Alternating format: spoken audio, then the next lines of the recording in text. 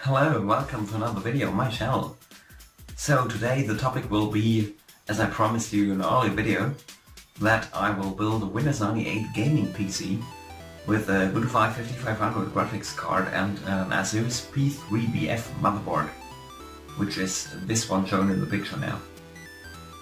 So, and I think this might be pretty interesting for you, so I'll show you that in my video now. And yeah, let's start off with the power supply, I think, because yeah, that's a pretty important part of the system. So I know that this is not recommended to do because it's really dangerous. You can die with opening a power supply when you get electrical shock inside of this. But I have opened it up because look at all this dirt. And look at the fan and all these things here. I'll show you. It's dirty, it's really dirty. So I have to clean this and yeah, I'll be right back then. So now I cleaned it and I think it looks a lot better. Don't you think?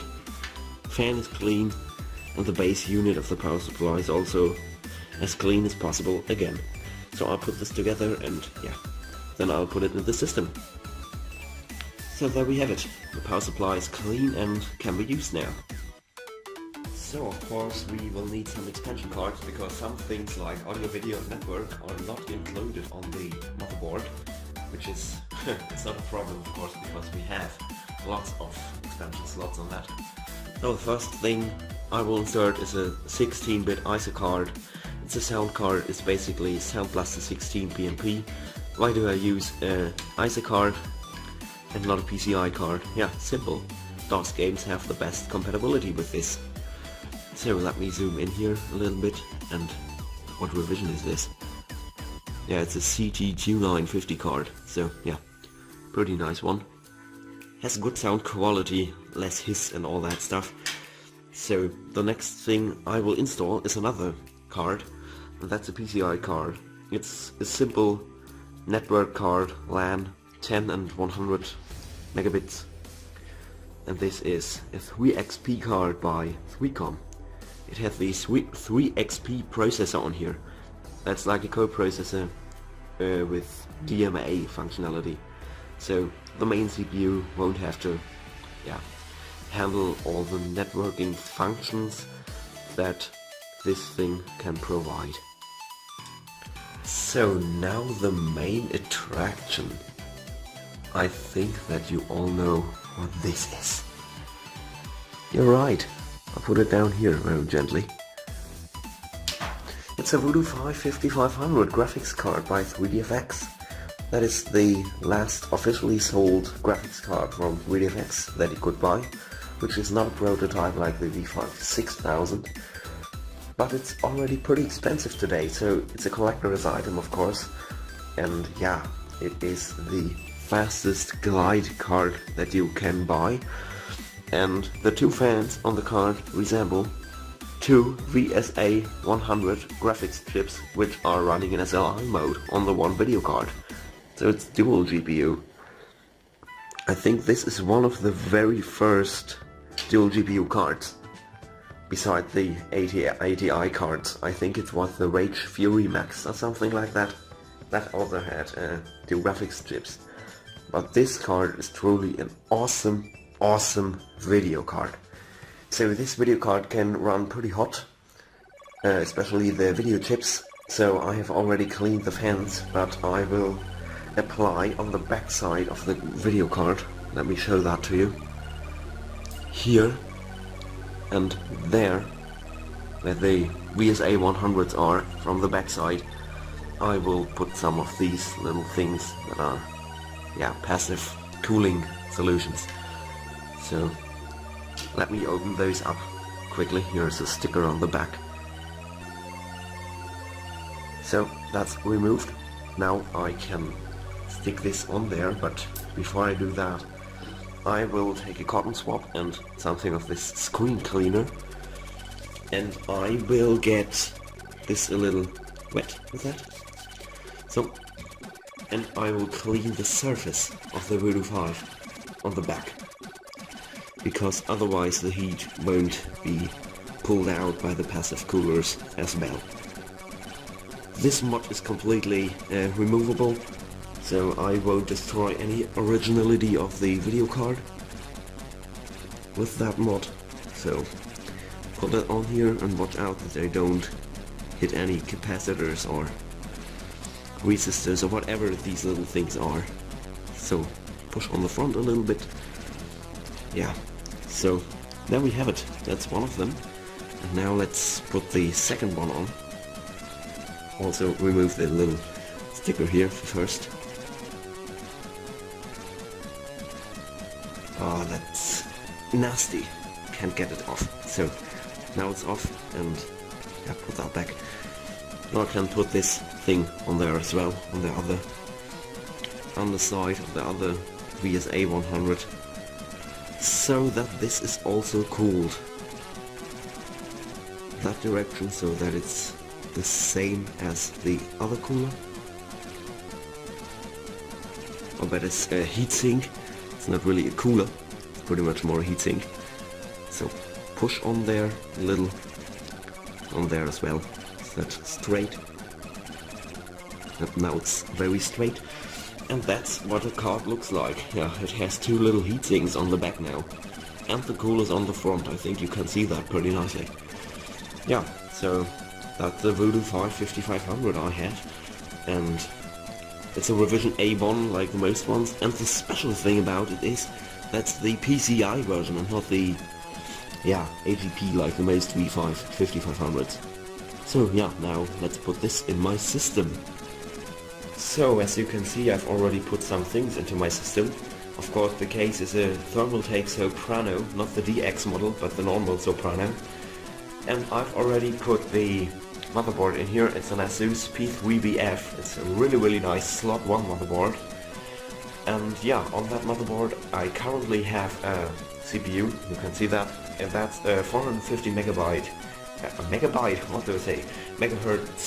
CPU Pentium III, and I've overclocked it to 600 megahertz using the FSB overclocking method.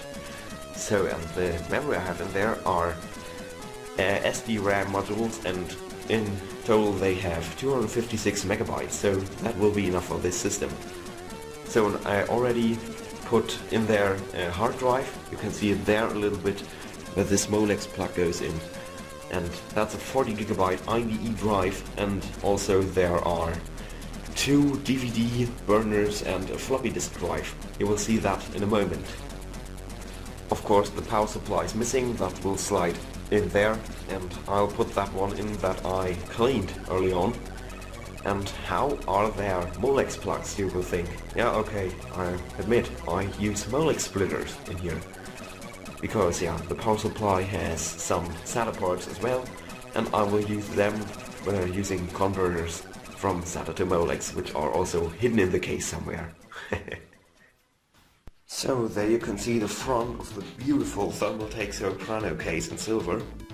And yeah, it's a front door, and behind that are the drives I've already installed. That are 1 and 2 DVD burners and a single black floppy disk drive 1.44 megabytes HD. Now that will fit very nice, I think.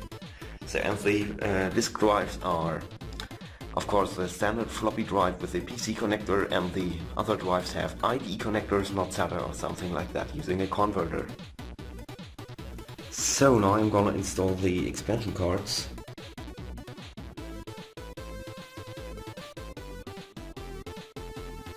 So now I've connected the computer to my monitor and speaker setup, and the very interesting question, I really don't know, I haven't tested it out now.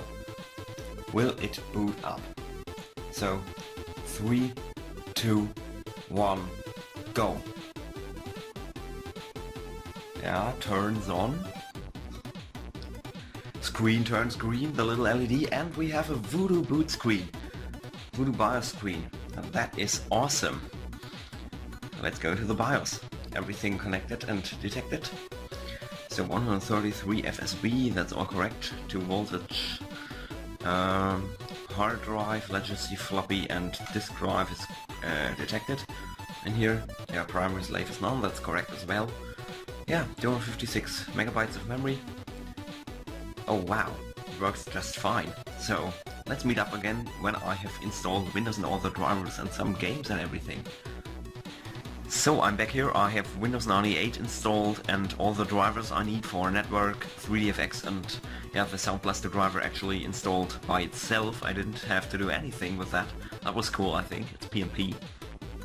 So now let's test out this Voodoo card with a game.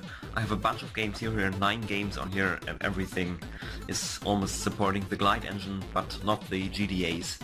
They don't, they work in DX, DirectX mode. So yeah, let's try Forsaken. And already detects 3dfx Voodoo 2 SLI. Yeah, the game came out before the Voodoo 5 came out, so SLI is detected, but it's detected as a Voodoo 2 because Voodoo 5 was not available back then. I think it was 1998.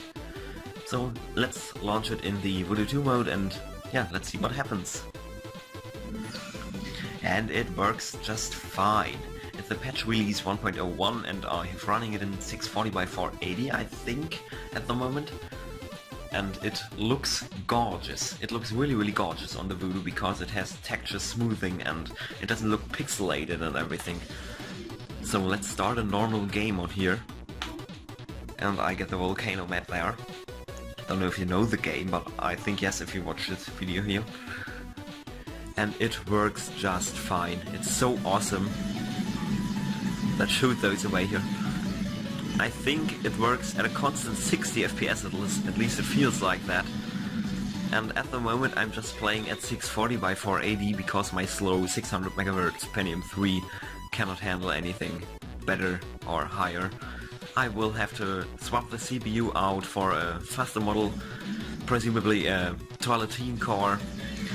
And yeah, I'll do that in the future and record a video about that as well. So it's actually possible to insert socket 370 CPUs on slot 1 motherboards with a little so-called slot kit.